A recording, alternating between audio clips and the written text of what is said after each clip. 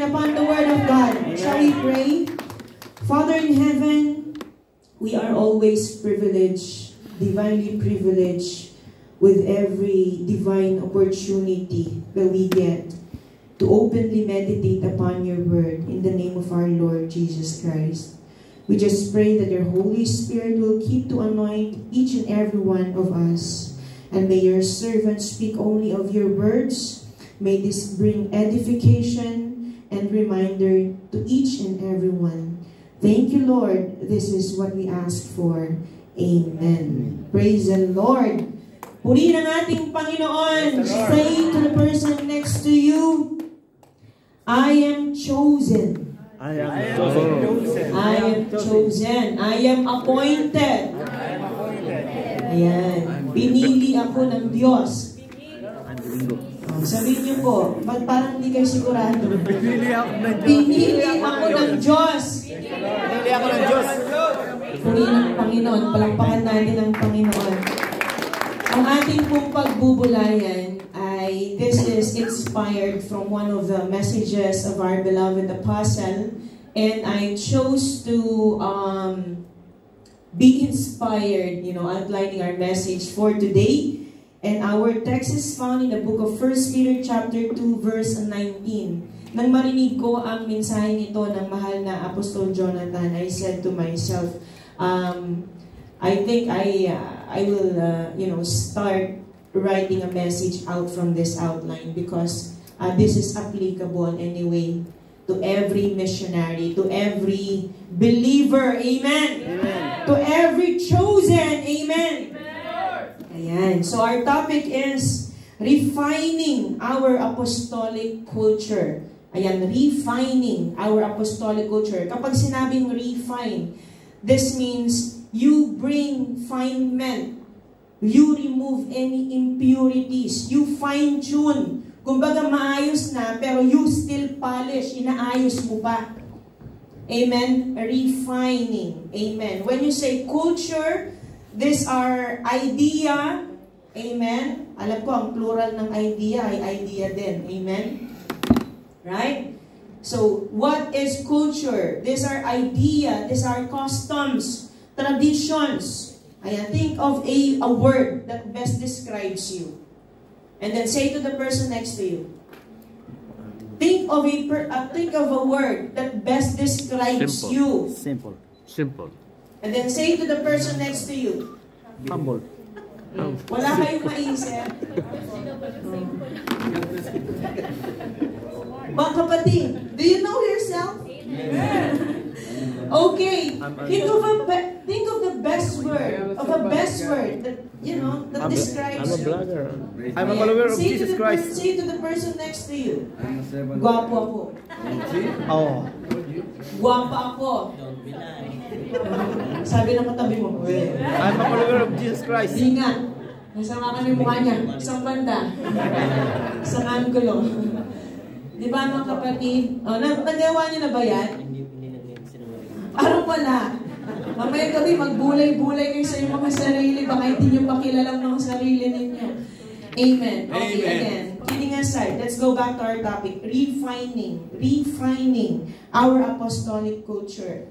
I want you to know that your existence did not begin when you were born.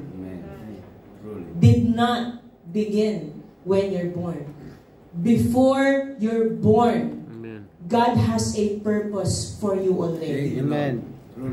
Amen? Sabi sa Ephesians, ayan, sige, bago tayo mag-jump sa verse na yun, let us just read this. I'd like to read this in ADB. Yan ang sabi sa 1 Peter 2:19. Sapagkat ito'y kalugod-lugod. Ayan, 1 Peter 2:9. Ayan. Ano ang ating pagkatawag? Datupot kayo'y isang lahing hirang. Isang makaharing pagkasaserdote. What is the meaning of pagkasaserdote? Anong ibig sabihin ng haring pagkasaserdote? Ibig sabihin, tayo ay pinili ng Diyos, pinagkatiwalaan ng Diyos para sa mga bagay na banal. Mga banal na paglilingkod. Yan ang ibig sabihin ng makaharing pagkasaserdote. Ipinagkatiwala sa atin ng Diyos ang mga espiritual na mga paglilingkod. Kaya yung ginagawa niyo po ngayon, yan ay spiritual na paglilingkod. Praise the Lord. Amen? Ano pang sabi ng salita ng Diyos? Tayo ay bansang banal, bayang pag-aaring sarili ng Diyos, upang inyong ipahayag ang mga karangalan niyang tumawag sa inyo mula sa kadiliman hanggang sa kanyang kagilagilalas na kaliwanagan. That is your appointment. That is your standing before God. Does it sink in? Or are you overwhelmed? Or you're still trying to warm up? Amen?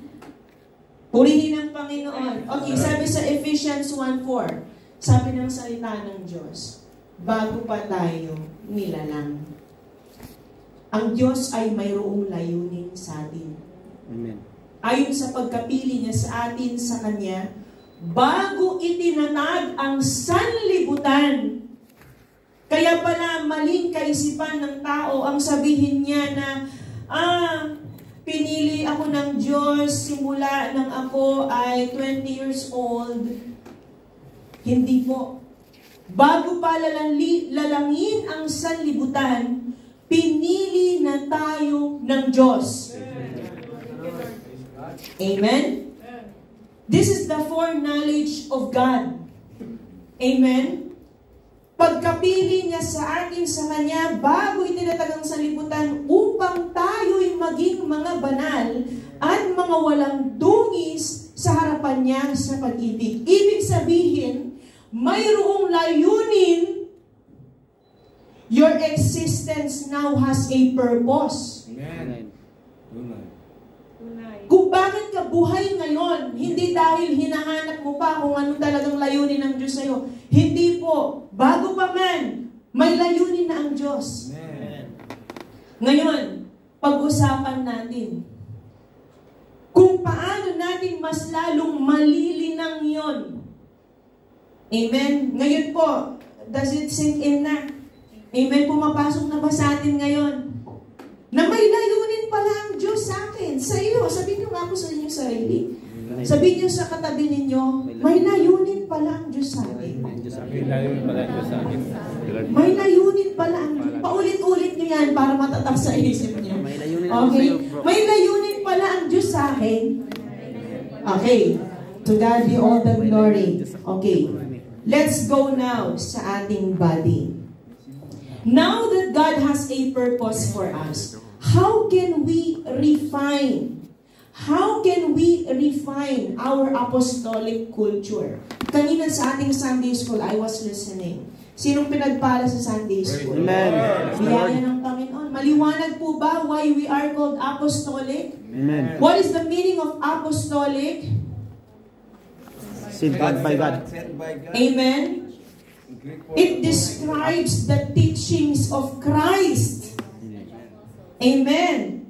The teachings of Christ, the customs, the traditions of Christ, and the doctrines. Kaya pag sinabing apostolic, maka-Kristo to.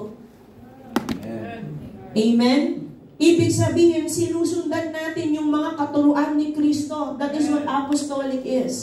Because sabi nga sa Hebrews, nakikinig ba tayo kanina? Amen. Hebrews 3:1, Christ, Jesus, He is the first apostle. Kaya itinuro niya ito from Jesus Himself. Hindi niya inalis yung kulturang maka-apostol. Amen. Kaya nga tumawag pa siya ng maraming mga apostol. And Luke 11:49, patuloy siyang tatawag ng mga apostol para maipanatili ang makakristong kultura. Amen. Praise God.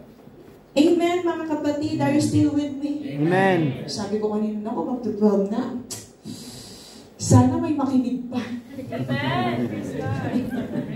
Gutom na ba kayo, mga kapatid? Hindi pa naman. Magpuro tayo. Sa lahat ng mga gutom na, magpuri sa Diyos. Gutom sa salita ng Diyos. Salita Praise niya. the Lord. Okay.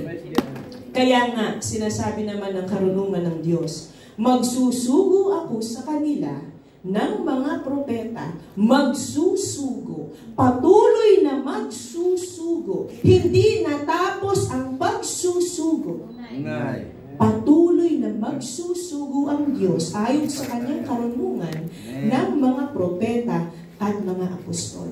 Kaya itong makaapostol na kultura, kailangan natin pang paglinangin.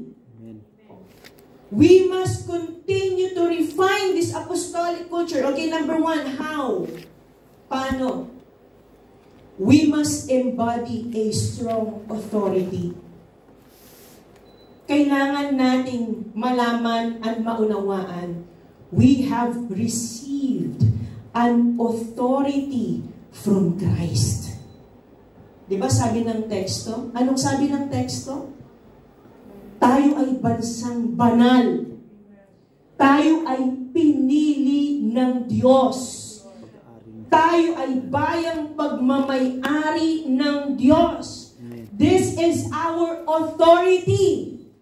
John 15:16, you are chosen for this authority. Thank you, Lord. Yes. Amen. John 15:16. What does the Word of God say? Ayan, sabi sa 16. Sino ang pumili? Pinili mo ba si Kristo para ikaw magkaroon ng ganitong karapatan? Hindi po. Si Kristo ang humirang, ang pumili sa atin. We receive this authority from Christ. Praise the Lord. Ako'y hindi ninyo hinirang, ngunit kayo'y hinirang ko. Sabi sa ASND, mas maliwanag. Hindi kayo ang pumili sa akin, sabi ni Kristo. Hindi ako ang pumili. Sabi ni Jesus, hindi kayo ang pumili sa akin, kundi ako ang pumili sa inyo. Amen. Praise the Lord. Ako ang pumili sa inyo para humayo kayo at mamunga ng mga bungang mananatili. Sa ganoon, anuman ang hingin ninyo sa Ama, sa pangalan ko, ay ibibigay niya sa inyo. Amen. Kaya this authority by the grace of God ay nagpasimula mismo sa ating Panginoon. Because the supreme authority comes from our Lord Jesus Christ. Remember, who owns the church? Christ. Christ is the owner of the church. So who owns the church has the supreme authority. Patunayan nga natin yan, mga kapatid. Sabi sa Ephesians 1, in verses 21 to 23, and I'd like to read this in Amplified Version. Far above all rule and authority. Ayan, kumbaga sa ibang meaning ay beyond. Amen? Far above all rule and authority and power and dominion, whether angelic or human, and far above every name that is named, above every title that can be conferred, not only in this age. Anumang titulo yan, tao man o anghel, anuman ang kapangyarihan na yan, itong authority na ito ay higit pa, hindi lang sa panahong ngayon, kundi maging sa panahong darating. Amen? Not only in this age and world, but also in the one to come. Tuloy natin ang pagbasa nito hanggang 23. And He put all things in every realm in subjection under Christ's feet. Under Christ's feet. Kaya all authorities are now given to our Lord Jesus Christ. Amen. Amen? Sabi pa dito, and appointed Him, God appointed Christ to have the supreme authority. Right? Amen. And appointed Him as supreme and authoritative head over all things in the church. Napakaliwanag nito. Sino ang mayroong lahat ng kapangyarihan sa iglesia? Walang iba kundi si Kristo. Amen? Ano ba ang iglesia?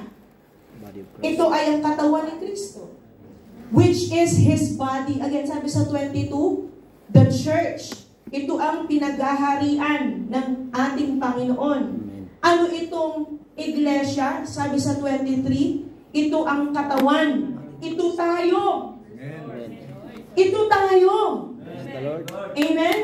Which is His body, the fullness of Him who fills and completes all things in all believers. Now we are under the authority of our Lord Jesus Christ. We also receive authority.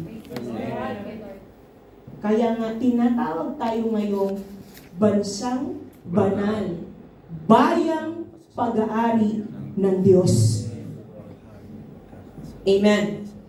I just want you to know that we who receive the Lord receive the authority from the Lord. Amen. Praise the Lord. Glory to God. To God be all the glory. Now, purihin ang ating Panginoon. What is now our charge since we are appointed? So ngayon, alam mo na, tinawag ka. But for what reason? Bakit tayo tinawag? Wala lang, para may title lang. Sino sa atin dito gusto ng title? Sino sa atin dito gusto ng authority? Amen. Amen.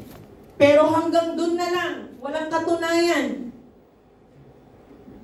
Our authority needs fruit. Kailangan ng bunga. Itong ating tinanggap na kahalalan, itong pagkatawag na ating tinanggap sa Diyos, kailangan ito'y nagbubunga. Amen. Sabi nga dito in John 15:16, di ba, anong sabi ni Kristo? Hindi kayo ang pumili sa akin, ako ang pumili sa inyo. Amen? Ano pa? Para tayo magbunga. Tinawag tayo para tayo magbunga. I congratulate the brethren na hindi napapagod sa kakaakay ng mga kaluluwa. Biyaya ng Panginoon. Kinakasangkapan po kayo ng Diyos para ang salita ng Diyos ay lumawak, mahayag, may pakilala pa sa tao. Kaya mga kapatid, tayo pala ay tinawag hindi para sa titulo lang. Tayo ay tinawag dahil mayroon tayong gawain. At ang gawain ito'y kailangan tayo pala'y magbunga. We must bear fruit. And when we bear fruit, sabi nga ng kapatid, nakakwentuhan ko siya kahapon. Sabi niya, sa kakapakinig po niya ng salita ng Diyos. Sa biyaya ng Diyos ay sinisikap niya na maisapamuhay ang mga salita ng Diyos. Kaya sa biyaya ng Diyos, sa lumipas na Home Free Global Crusade, ang kanyang buong sambahayan nabautismuhan.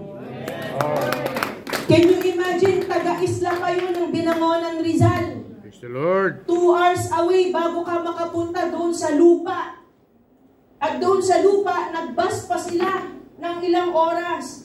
Nang matanong ko nga, gano'ng katagal ang biyahe niyo? 4 na oras. Pambihira. Pero sa biyaya ng Panginoon, siguro mas madali kung yung asawa na believer nandun din, no? Pero, ang mas challenging pa, kasama natin ngayon ito. Malayo sa kanyang sambahayan. Pero ang kanyang sambahayan, ilang oras nagbiyahe, yun, nakinig ng salita ng Diyos, sumampalataya sa Panginoon at nabautismo. Praise the Lord. Ito, nagbunga to. O sa biyaya ng Diyos, ano pa? O. To God be all the glory. We have rented a bus. We have rented a bus to accommodate the visitors of our brothers and sisters. Kaya they have sent how many visitors? 31. At nagbunga yon sa biyaya ng Panginoon. God be all the glory. Kaya napakaraming mga nabautismuhan. Can you imagine whenever you see that value, those figures from the recently concluded Home Free Global Crusade, you were part of it. Amen. Kasama ka. Kung bakit may bungang ganon, kasama ka. Amen. Purihin ang Panginoon. At kasama din tayo sa mga pananalangin. Bagamat ng mga bisita kung hindi mo ipinanalangin. Baka hindi sumampalataya. Kaya malaking bagay po ang ating mga nagkakaisang panalangin. Praise the Lord. But this is what I'm talking about. We have received authority for a purpose. And our charge is to bear fruit. Kaya huwag tayong mapapagod sa kakabunga. Kasi sabi sa 16, sige, sabi nga sa English, ask whatever you wish. Hilingin mo kung ano man ang gusto mong, sabi ni Kristo. John 15, chismis ba ito? Hindi po primary source si Kristo. Praise the Lord. Amen? You did not choose me, I chose you and sent you out to produce fruit, the kind of fruit that will last. Then my Father will give you whatever you Praise ask. the Lord. Kaya sabi ng kapatid, alam niyo po, sister, inabsorb na po ako ng company. Praise the Lord. Permanent na po ako. Ano sabi niya, akala ko po, mapapauwi na ako. Ay, Diyos ay mabuti. Kasi napakaliit ng tingin niya sa sarili niya. Sabi ko nga sa kanya, alam mo Brad, yan ang kagandahan. We must be humble. Itataas ka ng Diyos. Amen. O hindi lang yun. Hindi lang siya naging permanent sa kanyang work. Ano bang nangyari? Susuportahan siya sa kanyang visa. Praise God. By the grace of God. Ito ba chismis? Hindi ito chismis, mga kapatid. Right. Real talk ito. Lord God. Oh, sabi ng Panginoon, sige, kapag ikaw magbunga, sige, maghumiling ka, kahit anong gusto mo. Praise the Lord. It will be given to you. Praise God. And this is how we should see our authority. It's not just something that we wear. It's not just something that we are called. Hindi lang gusto natin tayo tawaging pastor. Hindi lang tayo, hindi lang dahil gusto natin tawagin, fourth watcher ako. And, elder ako, officer ako, kawan leader ako, o kahit ano ka pa. Amen. This authority must bear fruit. To God be all the glory. Purihin natin ang ating Panginoon. Praise the Lord. Ngayon, mga kapatid, we must bear fruit. Hindi lang yun. Paano natin maisasagawa?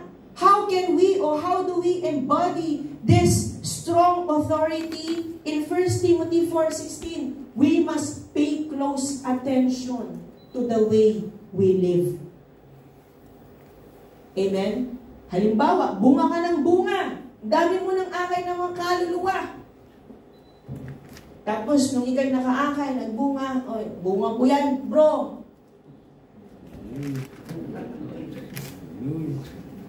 No. Sabi dito mga kapatid, be careful about the way you live and about what you teach. Keep on doing this and you will save not only yourself but the people who hear you. Bagaman ito ay mga paalala ni Apostol Pablo kay Timoteo na huwag pabayaan ang pangangaral ng salita ng Diyos, pagpapatotoo. Pero this is what I'm trying to say. Do not belittle the authority that you receive. And when you bear fruit, do not put it in the head. Keep ourselves humble. Why? Let others see how you progress. Do not speak out your progress. Let others speak about your progress. Sabi nga dito mga kapatid, in verse 12 and 15. Anong sabi sa verse 12? Ayan. Huwag mong hayaang hamakin ka. Sabi sa English, do not belittle. Do not look down on your youth. Amen? Basahin natin sa NLT ito. To God be all the glory. Diyan pa po ba kayo? Praise the Lord. Do not let anyone think less of you because you are young. Be an example to all believers in what you say, in the way you live, in your love, your faith, and your purity. Amen. At sabi dito sa verse 15, makikita ng iba. Give your complete attention to these matters, Throw yourself into your task so that everyone will see your progress. Kaya sasabihin ng tao, fourth watcher talaga siya. Why? Because they see your progress. They see your fruition. Amen?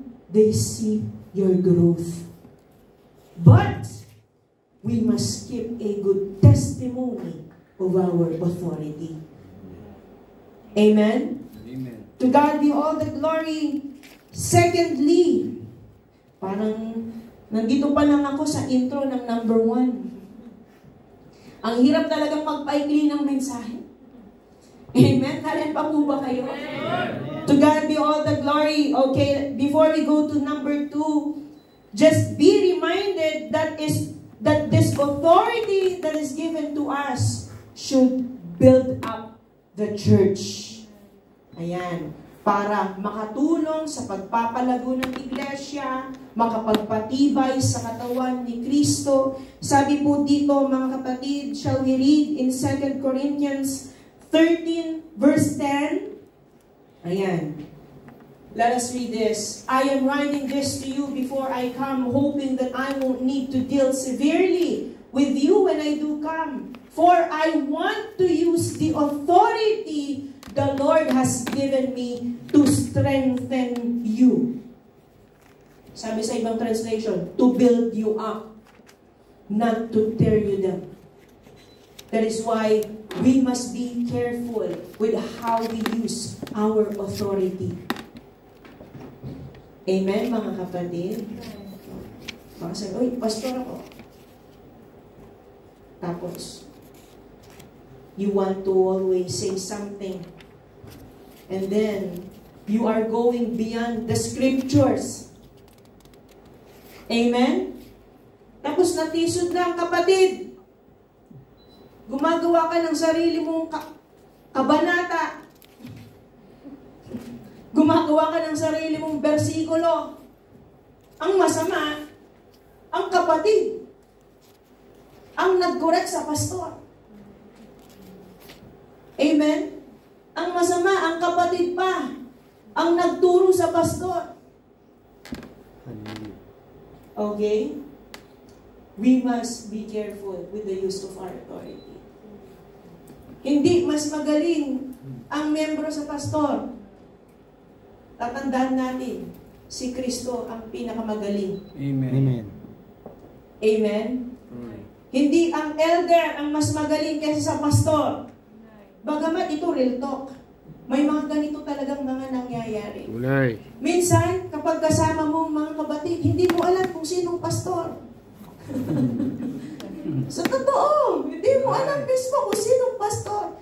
Kaya minsan, brother or sister, hello po, pastor.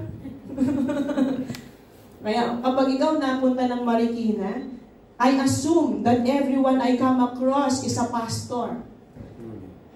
Kaya nung minsan na napunta kami sa Shiloah, nakita ko kasi siya nagpupukpok, nagko-construction. Kaya I assume he's a pastor. Because pastors are servant leaders. Amen. Sila ang mga nauna mong nakikitang nagwawalis, naglilinis, gumagawa ng mga bagay mula sa pinakamababa. Amen? Hindi kami papay-pay-pay-pay lang. Amen?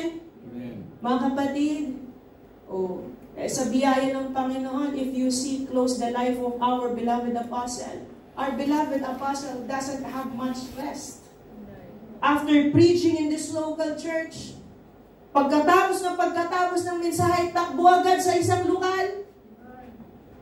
Pangaral ng pangaral, takbo na naman sa isang lokal.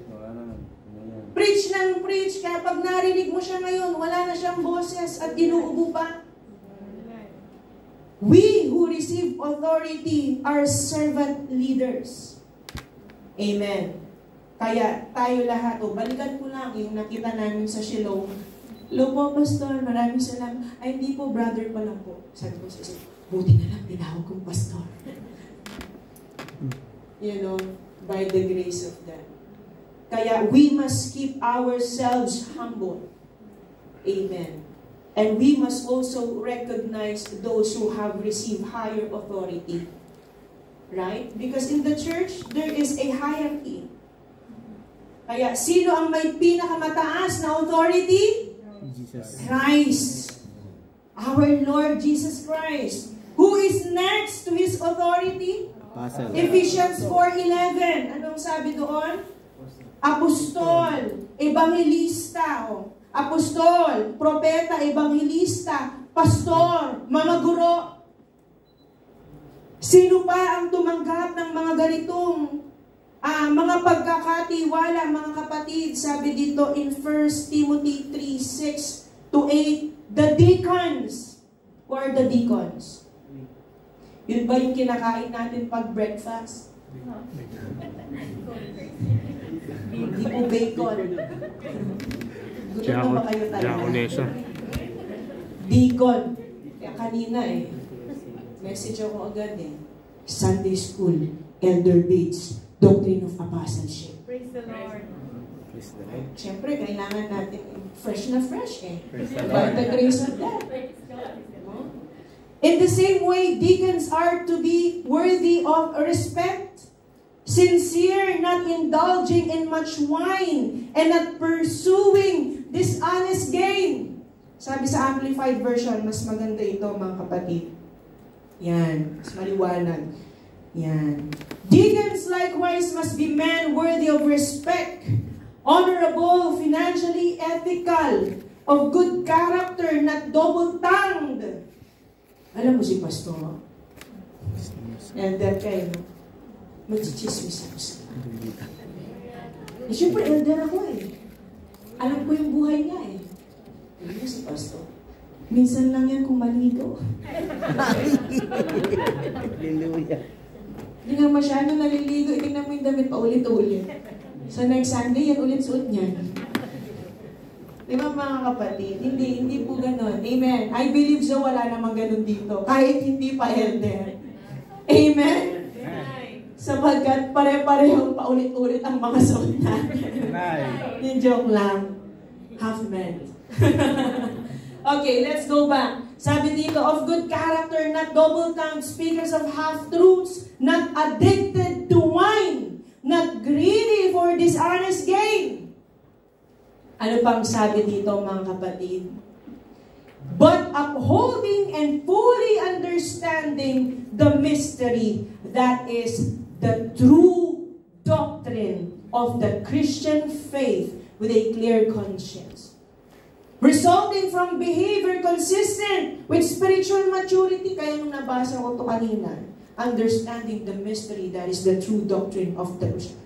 Message ko ba agad? Elder Bates, Sunday School, Doctrine of Apostleship. Praise the Lord. Biyaya naman ng Panginoon, pinagpala tayo. Amen. Baka kung nakikinig ako sa, Amen! Praise the Lord! Glory to God! Tuhanan. O, di ba? Dapat, kaya nating ipagtanggol. Kahit hindi ka pa elder, kaya mong ipagtanggol ang mga doktrina. Amen? Yes? Kahit ikay kabataan o nasa sapat na gulang, kahit nakapikit ka, dapat alam natin ang mga doktrina. Amen? Amen. Malay mo, nakatulog ka, kinausap ka. O, ano ba doktrina niya? Tapos kung ano-ano mga pinagsasabi mo na. Amen? We must be adept. We must be aware. We must be ready when it comes to teaching others about the doctrines. To God be all the glory. Amen? Andyan pa po ba kayo, mga kapatid? Amen. Purihin ang ating Panginoon. And it says in 1 Thessalonians 5:12-13, these authorities in the church, we must acknowledge. Amen? Now, we ask you, brothers and sisters, to appreciate those who diligently work among you. Recognize, acknowledge, and respect your leaders who are in charge over you in the Lord and who give you instruction. In verse 13, and we ask that you appreciate them and hold them in the highest esteem in love because of their work on your behalf. Live in peace with one another. Again, I am blessed to see how you have shown your support to our Elder Renee when your ministers away. Amen. Ito ay pagpapakita ng inyong pakikiisa.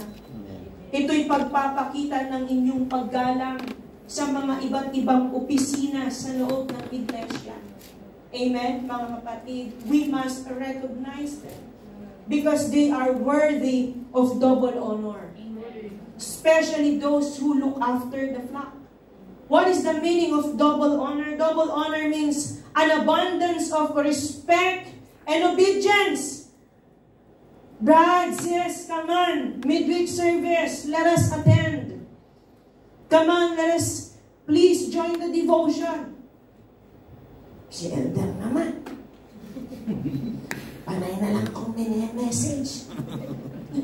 Dapat magpasalamat na Praise the tayo, Lord. message tayo. Glory to God. Kapag di tayo message, magtaka ka na, baka rapture na. Praise Wala the ka Lord. nang ma-receive na message. Thank O you, sino Lord. sa atin dito kapag nag-message ang inyong flock leader? Sa Wainui, napakasipag ng aming flock leaders eh. Praise the O Lord. message dito, message to. Katotohanan. Daming mga reminders and all the flock leaders. O, kapag tayo ba, nakita natin, message, mute. Mute conversation. Hallelujah. Eh, hindi mo tuloy alam. Song of praise, ikaw lang ang hindi nakasuot ng white and black. Eh, bakit? Minute mo kasi? Hindi mo na nga tinignan, minute mo pa. Tapos sinisi mo pa ang flock leader mo. Flock leader, bakit di mo ako sinabihan? Song of praise pala tayo. Ba, kasalanan pa ng flock leader mo tuloy. Amen, mga kapatid. We must support them. Yes, Lord. To God be all the glory. Pangalawa pa lang tayo. Praise the Lord. Amen. O, isa na lang nagpuri. Praise God. Amen. Secondly, we must preserve unity. Kanina nabanggit ito, thank God, sa ating offertory message. We need to preserve unity because Jesus Himself is the primary, He's the supreme unifier in the church. Ephesians 1:10. Look at this. Ephesians 1:10. Shall we read this in Amplified?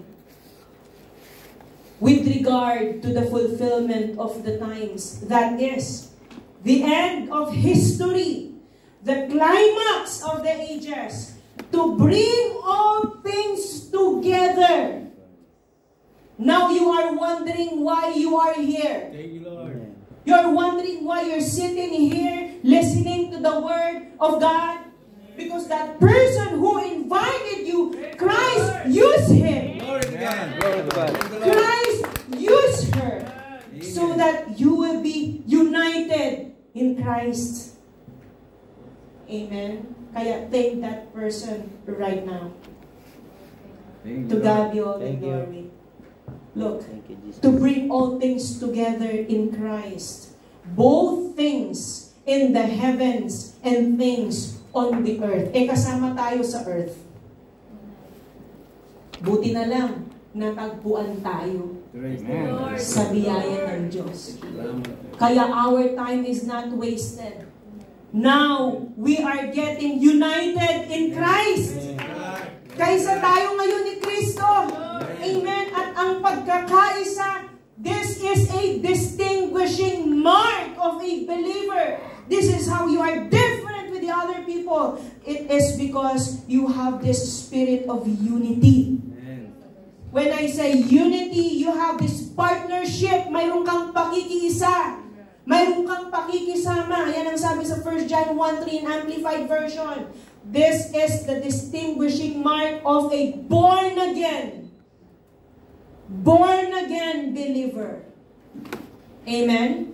What we have seen and heard, we also proclaim to you, so that you too may have fellowship as partners with us. And indeed, our fellowship, which is a distinguishing mark, napakaliwanag ng salita ng Diyos. Ang ating pakikiisa ay pakikisama sa Diyos. Yan ay katunayan na ikaw ay tunay na alagad ni Kristo. Amen. Amen? It's with the Father and with His Son, Jesus Christ. Now, I'd like you to know that we all receive a spiritual gift. Paano natin na ipapakita ang ating pakikipagkaisa? Yung tinanggap mo na kaloob, ipaglingkod mo. Amen. Sa biyaya ng Panginoon, may nakadating sa akin. Ang tinatanong, gusto nilang matutong paano manalangin. Because they want to join the morning devotion. Maybe they have the desire to lead the prayer as well. And that's what they said. They want to deepen their prayer life. They express this interest to our elder. Gusto nilang matuto paano manalangin. Mga kapatid, yan ang napakagandang balita. Amen. O halimbawa ngayon, medyo malasa yung pagluto. Ma-magic sarap. Amen. Eh, sabi mo tuloy, paano po ba makasama dyan sa food ministry? Praise the Praise the Lord. Lord. Bira, last week, sabi ko, ano ba to? Church anniversary ba to? Bakit ang daming? Praise the 20 Lord. yata yung mga nagluto. Praise God. Anda, sabi ko, baka naman pagdating ko, nagsisilakihan na tong mga kapatid. Maba na. Napakadaming mga pagkain, kung ano-ano, kumpleto Ricardo, simula appetizer hanggang dessert. Ang bihira. Baka There is the... naman What's put in the mapahagod house of ka the Lord? agad. Eh wala tayong magagawa kung sila na mismo nagsasabi. Bakit? Baka yun ang kanilang kaloob. Pero mga kapatid, huwag tayong magsasawa. Nay. Baka dumating ang araw, ano ba yan? Luto na lang ng luto, di na ako nakatulog. Hallelujah. Gabi nagising pa ako. Dapat sana natutulog na ako sila, natutulog na. Ready na sila para sa worship. Ako pagod pa, puyat na puyat pa. Huwag darating sa atin yan. Amen. Baka maging kabigatan pa ang pagsapa dahil sa pagluluto. Huwag naman sana. Hallelujah. Amen. Mga kapatid, because we have received different spiritual gifts and our role is to utilize these gifts. Purihin ang ating Panginoon. Tayo sa iglesia, sabi nga dito, basahin natin mga kapatid. In 1 Peter chapter 4 verse 10 in Amplified Version, just as each one of you, bawat isa sa atin, has received a special gift. Amen. Nabuksan niyo na ba yan? Amen? Are you aware already about your spiritual gift, your spiritual talent? Amen. Ang sabi dito, a spiritual talent, an ability graciously given by God. Amen. Employ it. Gamitin ito, ipaglingkod ito in serving one another as is appropriate for good stewards of God's multifaceted grace, faithfully using the diverse, varied gifts and abilities granted to Christians by God's unmerited favor. Look at the congregation right now. Nakikita niyo ang bawat isa. Bawat isa may kaloob. Amen. Praise God. Iba't iba. Mayroon sa pangangasiwa, mayroong mga kaloob sa paggawa. Amen? Iba't ibang mga kaloob yan. Kaya sabi ng salita ng Diyos, kailangan nating ipaglingkod ang mga espiritual na kaloob na ito sa katawan. Ano ang katawan? Ang iglesia. Bakit? Sa ikatatatag, sa ikatitibay, sa ikalalago. Kung walang tumanggap ng espiritual na kaloob ng pagtuturo, paano tayo matututo? Amen?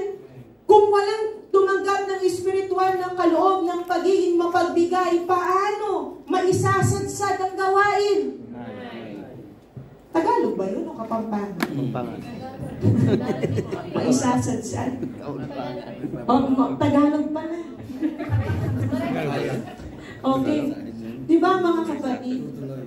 Paano kung walang espiritual na kaloob ng pagpapagaling? o ng pagpapayo, o ng karunungan, o ng kaalaman, paano tayo lalago? Napakachitipay naman ng katawan kung walang mga kaloob. Pero sa biyaya ng Panginoon, gusto ko lang malaman ninyo, tayong lahat may tinanggap na kaloob. Amen. At dapat natin itong ipaglingkod. This is how we refine the apostolic culture. Huwag mong ipagkait siyang kaloob na yan.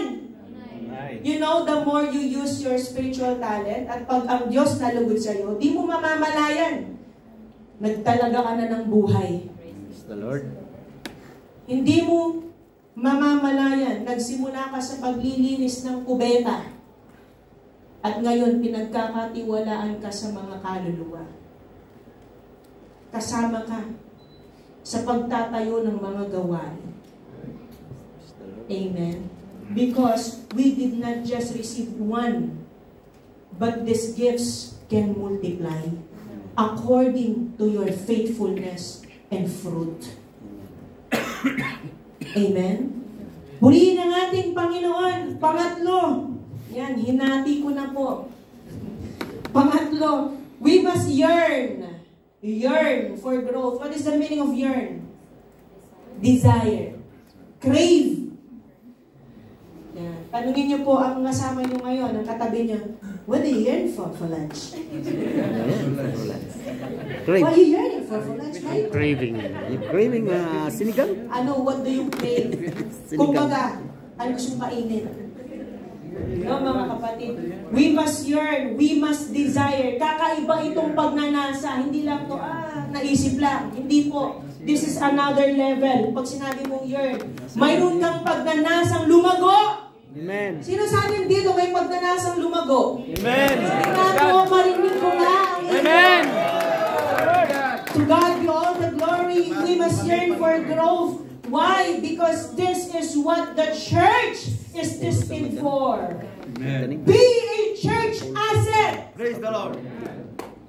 Kapag narinig ang iyong pangalan, dito ba si brother? Ano? Dito ba si sister?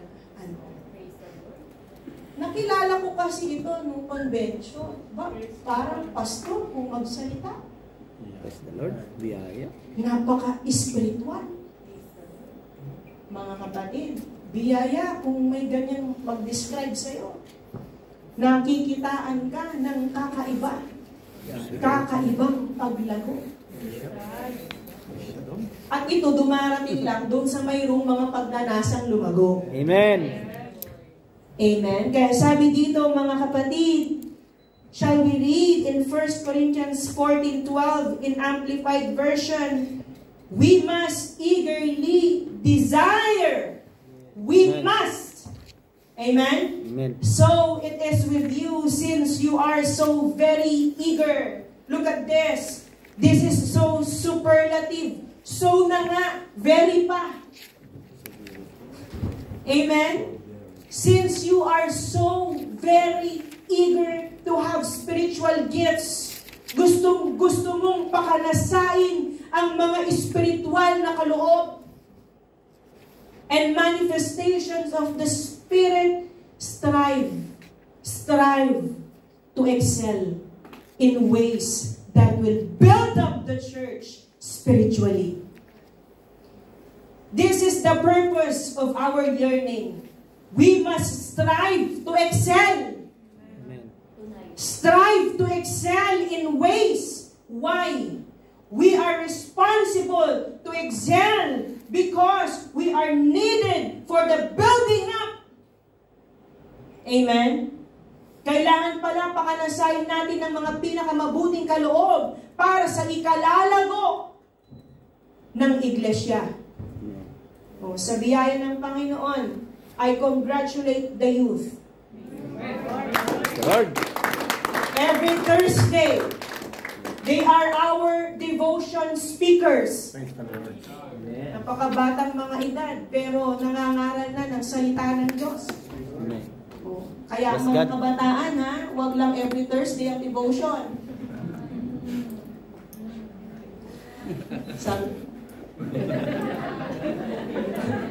Huwag ka na, dapat ganon. Saluhin. Praise the Amen. Lord. Lord. Ang mga pagtuturo, saluhin ng may kagalangan. Amen. Amen, mga kapatid. We must strive to excel.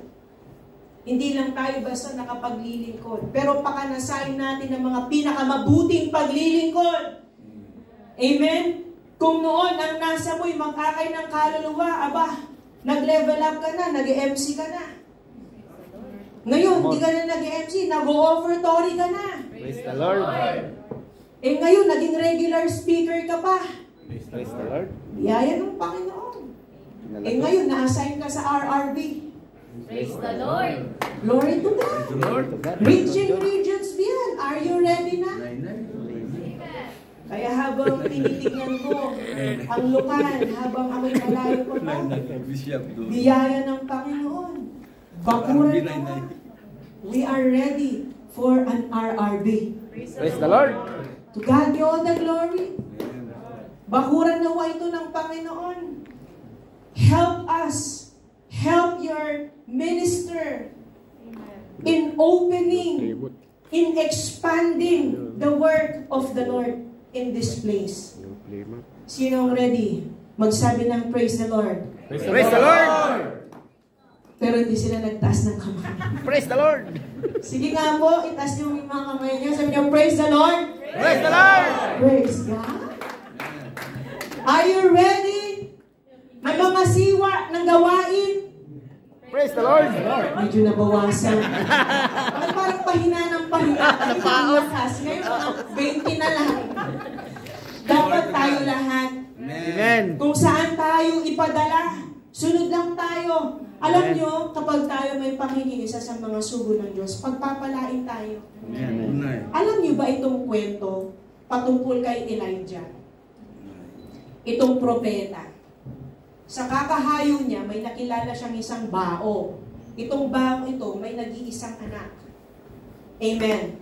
Ngayon, mayroon na lang silang 3 patpat. 3 ba? 2? 3. May 3 na lang silang maliit na patpat. Panggatong. Mayroon na lang silang kakaunting mantika o mantikilya at harina. Sabi nga nung nanay, last luto na lang to, tapos mamamatay na kami. Kasi ito si Elijah, sabi niya, sige, gawan mo muna ako ng tinapay at para sa inyo. Kayo kaya, sabihan ng gano'n. Ikakain mo na lang, sabi ng manggagawa, sige, pakainin mo muna ako. Bago ang anak mo, bago ikaw. Tanong ko po, ibibigay niyo ba? Kanina ang dami nag-praise the Lord. Ngayon, parang nag-iiba ng mga isip ninyo. Sabi sa 1 Kings 17:12-13, mga kapatid, ayan, sabi dito, 1 Kings, ayan, but she said, as the Lord your God lives, I have no bread, only a handful of flour in the bowl and a little oil in the jar. See, I am gathering a few sticks so that I may go in and bake it for me and my son, that we may eat as our last meal and die. Elijah said to her, do not fear. Huwag kang matakot. Go and do as you have said. Just make me a little bread from it first and bring it out to me. And afterward, you may make one for yourself and for your son. Kung ako siguro, baka isipin ko, nahayo lang eh. Gusto pa kukunin ng tinapay? Mamamatay na nga eh. Eh ngayon, dahil sumunod pa rin ang bao, ano ang nangyari? Sabi sa 15 and 16, kaya mayroong pagpapala pag sa pakikipagkaisa sa mga sugo ng Diyos. Hindi ko naman po hinihiling na ibigay niyo pa yung isang cup of rice ninyo. I won't do that. But what I'm trying to emphasize is the obedience despite of scarcity. Despite of the challenges of life. Look what happened. She went. Umalis siya. Ginawa niya. Gumawa pa rin siya ng tinapay. She went and did as Elijah said. And she and he and her household ate for many days. Praise the Lord. Sabi sa 16. Yan. The bowl of flour was not exhausted, nor did the jar of oil become empty. Sabi sa Tagalog, hindi naubusan. Sapagkat hindi nauubos ang harina sa mangkok at hindi rin nauubos ang langis sa banga. Ayon sa sinabi ng Panginoon sa pamamagitan ni Elias, bakit sumunod sa sugo ng Diyos? Amen. Kaya minsan, kapag tayo ay nahihingan ng mga oras para tayo dumalo sa gawain, kahit minsan may karapatan tayo, sister, Brad, pastor, ikaw na lang muna. Kasi nagtrabaho kami. Pagod kami, you know. We need some rest. Diba? Hallelujah. Sa biyaya ng Panginoon, narito kayo ngayon. Praise the Lord. Kahit nagtatrabaho kayo, Monday to Saturday, uwi nyo na alas 10 pa. Dapat sana, Sunday, inihihiga nyo na. Ipinagpapahinga nyo na kasama ng inyong sambayan. Nandito kayo. Praise the Lord. Kahit yun na lang sana ang pahinga ninyo, pinili inyong makasunod sa utos ng Diyos. Narito kayo. Ngayon, hindi kayo mauubusan. Praise Hindi the Lord. kayo pagkukulangin. Pagpapalain tayo ng Diyos. Purihin ang ating Panginoon. Anong number na po tayo? Okay. Sige na, bawasan ko na talaga to. Pang-apat na. Are you still with me? Amen. Kaya pa today? Amen. Purihin ang ating Panginoon. Okay, pang-apat at panghuli. Most especially, how to refine or how do we refine our apostolic culture? We must be Jesus-centered in whatever we do. We must not forget that we do this in the name of the Lord. Amen. Not for anyone else, not for ourselves, but for our Lord Jesus Christ. Amen. Yan ang sabi sa Colossians 3:17 in Amplified, that in whatever you do, amen? At anuman ang ginagawa, whatever you do, no matter what it is, no matter what it is, kumain ka man, tumayo ka, magsalita ka, maglingkod ka, magtrabaho ka, kahit ano pa yan, sabi, whatever you do, no matter what it is, in word or deed, do everything in the name of the Lord Jesus. Lahat ng ating gagawin ay gagawin natin para sa Panginoon. And in dependence on Him, giving thanks to God the Father through Him. Kaya noon, medyo mainit-init ang ulo mo. Kapag sa trabaho, medyo parang may nambubuli sa'yo doon. Medyo parang may nang titrip. Na-experience niyo na ba yan?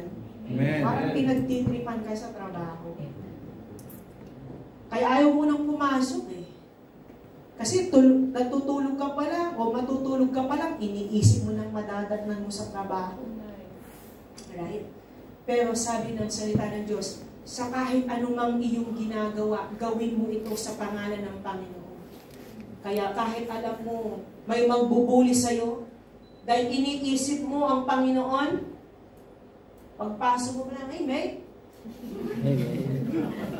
sabi sa'yo nakatrabaho mo, what you doing today, mate?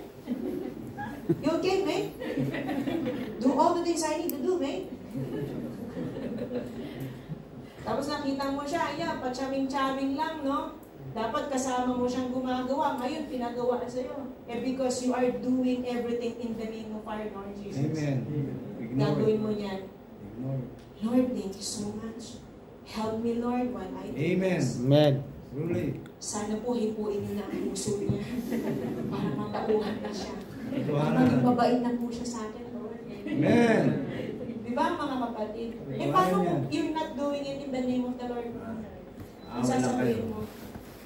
Why don't you do it, mate? I notice you, mate. I'm gonna talk to the boss, mate. Nakipag-away ka pa. See you later, mate.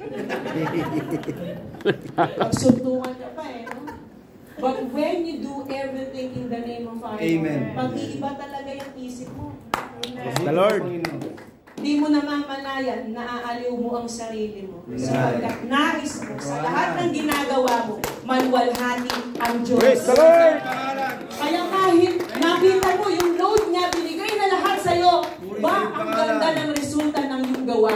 Amen. Bakit? Kasi nga gusto mo sa lahat ng iyong ginagawa, maluwalhati ang Diyos. Praise Amen. the Lord. Ngayon, binubuli ka, nakita ng boss tuloy, who did this? This is perfect, mate. Sabi ng boss mo tuloy, okay, now, I promote you. Amen. See, yun pala ang way para ma-promote ka. Dahil mas ginawa mo yung pinakamabuti mo, pinagawa lahat Lord sa'yo, God. dapat hindi mo na sana ginagawa, itinaas ka ngayon ng Panginoon. Amen. Thank you, Lord. Kaya talaga, ang Diyos talaga mabuti. Amen. Basta do whatever it is in the Amen. name of the Lord Jesus. Amen. At hindi mo na malayan, ikaw na binubuli, supervisor ka na. Praise the Lord. Team leader ka na. Amen. Foreman ka na. Iyaya, may hawak ng company. Amen. By the grace of God, to God be all the glory, and in whatever we do, we count everything as a loss for the sake of our Lord Jesus Christ. Dito na tayo magtatapos talaga. Amen. Philippians 3:8-9, sabi sa CEV, ngayon, ang pakanasain natin is to know Jesus Christ intimately. Hindi yung every Sunday only. Amen? Every day of your life. Yearn, seek, desire to know Jesus even more on a personal level. Nothing is as wonderful as knowing Christ Jesus, my Lord. I have given up everything else and count it all as garbage. All I want is Christ. And to know that I belong to Him. I could not make myself acceptable to God by obeying the law of Moses. God accepted me simply because of my faith in Christ. In whatever you do, whatever gains you may have from this world, you consider it as rubbish. Amen? Sabi tuloy nung aking kaklase, kaibigan, colleague, sa hospital ka na nag-work ngayon. Sabi niya, sabi ko, I gave up my profession for the sake of our Lord. Amen. Praise God. Praise the Lord. What? Sabi niya, ang taas na ng sweldo ng mga nurses ngayon. Punta ka ng Australia, punta ka ng Europe, punta ka ng Middle East. Habang sinasabi niya yun, I fall in love in Christ even more. Dahil mas naaalala ko sa biyaya ng Panginoon, pinalalim niya ang pag-ibig natin sa Kanya. That you consider everything as rubbish for the sake of our Lord. Kaya, you know, when we desire Christ, whenever we do everything in the name of our Lord, whatever you need, hindi ka pa huhuli ng Panginoon. Even those things you do not know you need, He will give. Sabi nga sa Matthew 6:33, seek first the kingdom. Unahin mo ang Diyos. But more than anything else, put God's work first and do what He wants. Then the other things will be yours as well. Father in heaven, we give glory to your name. We are thankful and blessed and humbled knowing that you have chosen us. Despite of all our unworthiness, of our nothingness in this world, we thank you because you have given us this authority, this right standing, this blessed standing before you, that you've called us for a purpose. We just pray, Father, that you will help us to be united.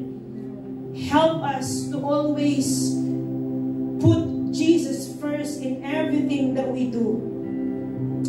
And you always pray that you will give us sufficient grace to desire, to yearn, to strive for excellence so that you will be glorified in our lives.